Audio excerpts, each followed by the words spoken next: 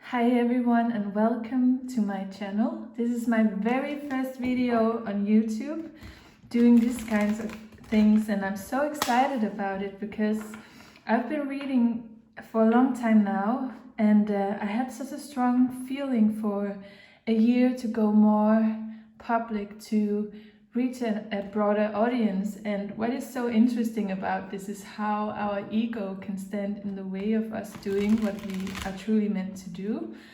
Because I've been quite hesitant. Like the ego told me, oh, you're never gonna reach any people by doing this. There are so many YouTubers out there already. Everyone can find pick a card readings everywhere, so why should you do it? But you know what? Why shouldn't I? So this is the reason for me being here, and I have an intention. I have a deep feeling in my heart that I can reach whoever needs to hear this message right now, and that it will be helpful. Because God knows for how long have I been just binge watching YouTube videos when I didn't feel good. So I want to give something back to all of the great souls out there. And I'm going to start off with giving a general read for the collective and tuning into the energies of the second half of October 2021. So let's see what's going to happen on a collective basis. Please, Spirit, can you provide me with some general information?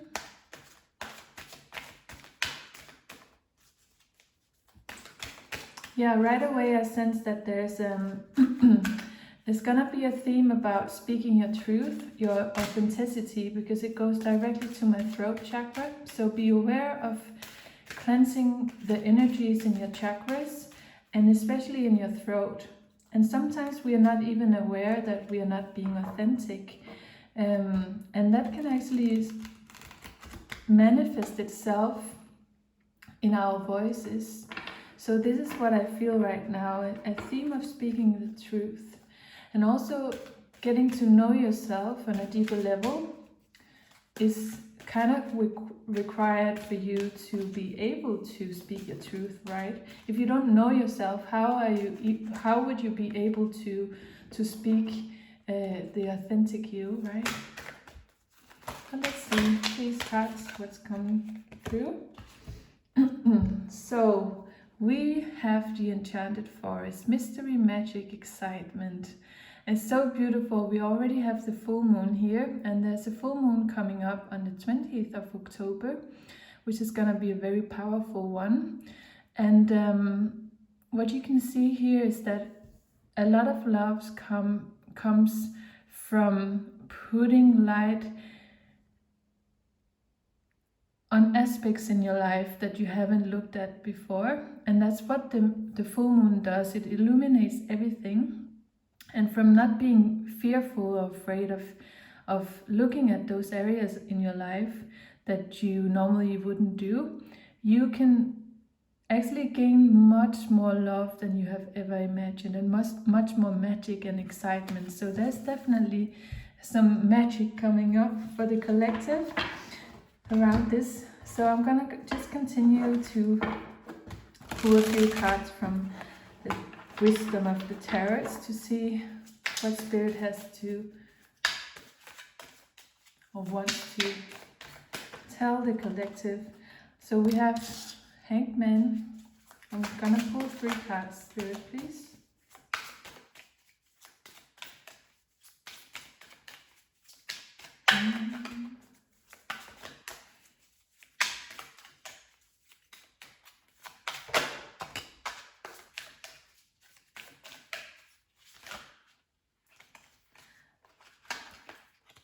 Alright, so there's definitely a theme going on here. So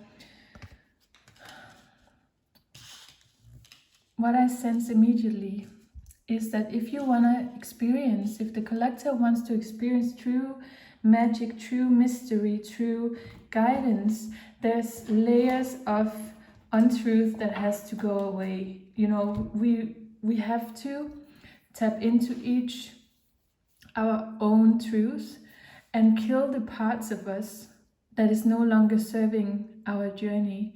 And as a collective energy, this means that people in this period of time, in the second half of October, we might see a lot of stagnation with people feeling that no matter what they do, it doesn't change anything. And the reason why it doesn't change is that the way that you try to change it is based on old belief systems. So you keep being the hanged man who basically is strangling himself. So there's a collective energy of being stagnant, of being strangled, of being kind of a victim to the circumstances instead of a creator. And this calls to a certain sort of action where you have to be the creator of your life, find your horse. And what I find really interesting about this card, when we look at the wand energy, that's fire energy. It can be both passion, but also anger. And what I see and always interpret in this card is that this is a self-made person who decided to take the horse and ride out into the world based on the true beliefs in his heart. Because we have the green cape around the horse here, which for me is the heart energy. So nothing new is gonna happen unless you can tap into the energies of your heart and be true to them and ride the horse of your heart energy, so to speak. So the horse is a very spiritual creature, and you can work with the horse energy by really tapping into your heart and your higher self, and ask yourself questions of, is this based on fear or is it based on love? So whenever you need to make a decision or think about what you truly want, just stop yourself for a moment and see if the choice that you are making or the conclusion that you have might be an old belief system that you need to investigate further. Because this guy, he's also very spiritually connected, both to his heart, to his higher self, but because we have the wand energy, the fire energy, he's at the same time very balanced, because he's also activated in the lower chakras. And that's what we all need as a collective right now, is that we cannot live above or under, so to speak. So we cannot just live in the material world or in the spirit world. We have to find a middle way that is serving us. And what this also came out with, which I find very interesting, is the Emperor. And the Emperor, for me, in this general read, he's a man who is very self-made, and he's very materialistic and sufficient, but he also represents authority. And what is very up in this time right now is to question authorities that we have put our faith into, so to speak. And it can be the authority, of ourselves, our own beliefs, or an authority outside of us. And the truth is that we create authorities all the time because we are prepped to believe in a power that lays beyond ourselves. And he's a representative of this masculine power energy that at times can become controlling if it's not aligned with the heart energy, with the spirit energy. So what we are being asked to do right now as a collective is to figure out where is my true path, and if I can make a change now, what would it be? Because when we have the energy of the hanged man, we also feel a certain sort of defeat. We feel that we might not be able to change things, but the truth is that as soon as we become the hanged man and we just hang there and we get plenty of blood flowing down to our heads, it's like in yoga when we do these positions, headstands, what's actually happening is that we are training the arteries and veins in our head to be able to hold much more oxygen, and we become stronger. So one way to see this, Hanged Man, is actually to see it as a period of time where we train ourselves to look at the world in a different way. So we are no longer the victim hanging upside down, but we are actually choosing at the moment to hang in this way, position, in order to, fulfill our head space and our third eye and our crown chakra with lots of great oxygen. So can you see the difference from being a victim to actually deciding that if I'm gonna hang for this in this position for a while, I'm not gonna say, why do I hang here? Who did this to me? But you actually say, like, you know what? I'm gonna make this into a yoga exercise in order to make myself stronger. And when after this period of time is over and I got enlightened and I see the sun again, I can make better decisions for my life, stepping into my heart energy, asking the horse, which is the spirit of my inner true self, to ride me to wherever I need to go to. And what is really interesting as well about the heart energy is the fact that when you make it, you can always know if you make a decision based on your ego or on your heart by what it looks like. Because when you make a decision on your ego, you know all the steps there. You say, I want to have an ice cream, let's say.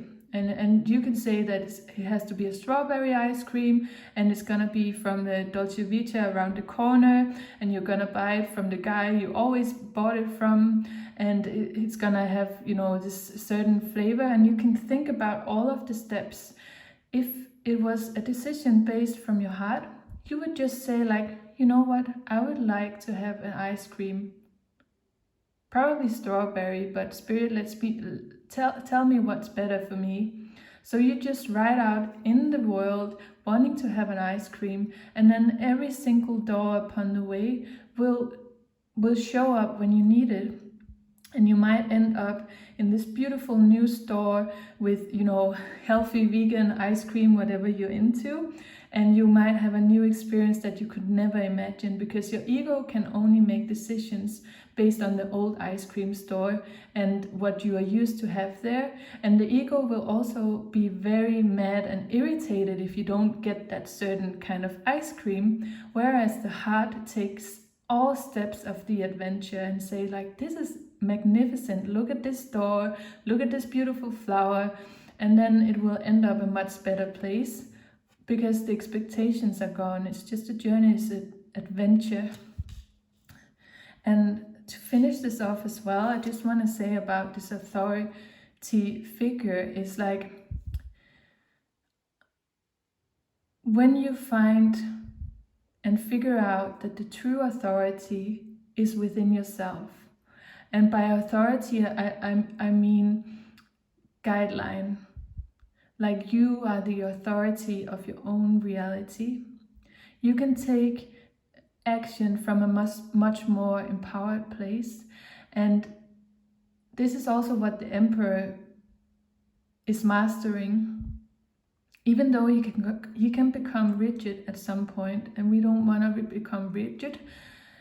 So you want to take responsibility for all the choices that you made in your life up until now, even the choices that didn't serve you well. And sometimes we have an inner authority that is not good for us.